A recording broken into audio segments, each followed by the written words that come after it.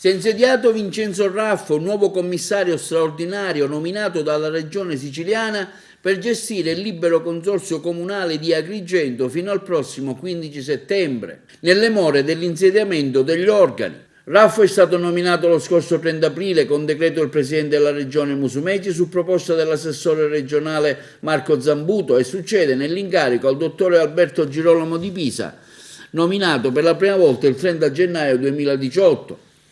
Vincenzo Raffo, generale in quiescenza della Guardia di Finanza dal 2017, ha iniziato la sua carriera nel 1976. È stato anche comandante provinciale di Agrigento dal luglio 2006 all'ottobre 2011. Con il suo insediamento il commissario straordinario assume quindi le funzioni degli organi di governo attualmente operanti, quelle di Presidente e del Consiglio. Al commissario straordinario spetta anche il compito di convocare e presiedere l'assemblea consortile composta da 43 sindaci della provincia di Agrigento. È un incarico molto delicato e importante, in attesa che vengano ripristinati gli organi elettivi a seguito delle elezioni che saranno tenute. Quindi il mio compito è quello di cercare di apportare quelle migliorie che si possono apportare per rendere più efficace e più efficiente l'azione della provincia. E in più quello che tengo anche a raggiungere come obiettivo è quello economico del risparmio. E già mi sto muovendo in questo senso, adottando dei provvedimenti che consentiranno un risparmio di risorse economiche per l'ente. Quindi in provincia si pensa subito alle strade. Le strade sono attenzionatissime. Ieri ho tenuto una riunione con i dirigenti per rendermi conto dello stato di avanzamento delle attività in corso. E ci sono parecchie iniziative che riguardano quasi tutte le strade. Quindi la manutenzione delle strade sarà assicurata in questo triennio, è in procinto di essere emanato il piano triennale delle opere che riguardano le strade e ci sono parecchi interventi che riguardano quasi tutta la provincia. E altre cercheremo di inserirle a seguito di ulteriori finanziamenti che dovessero pervenire.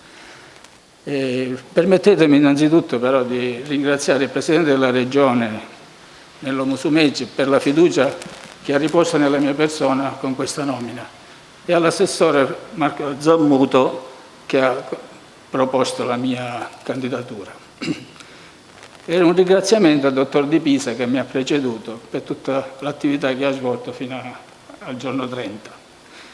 Per il resto devo dire che da parte mia ci sarà il massimo impegno, cercherò di essere presente il più possibile per portare avanti tutte le iniziative che riteniamo necessarie per lo sviluppo del territorio e sarò disponibile con tutti gli altri enti con cui si interagisce per attivare un'azione sinergica che ci possa consentire tutti quanti di avere successo e portare avanti belle iniziative. Commissario, quali i punti primari di questa pianificazione del suo lavoro? I punti primari, come mi avete già prima chiesto, riguarda le strade, che sono il settore principale, che è quello di impatto maggiore con la popolazione e per i movimenti nel territorio.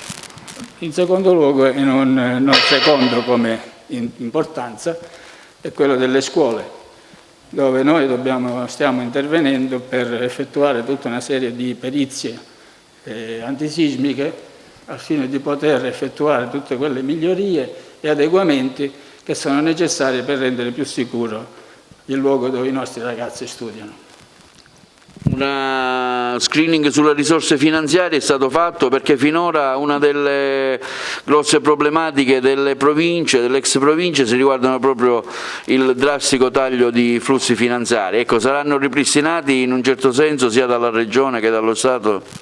Ma in passato è successa questa situazione, ma adesso si sta ripristinando il flusso normale dei finanziamenti, per cui l'ente comincia a operare con più efficienza e con più efficacia.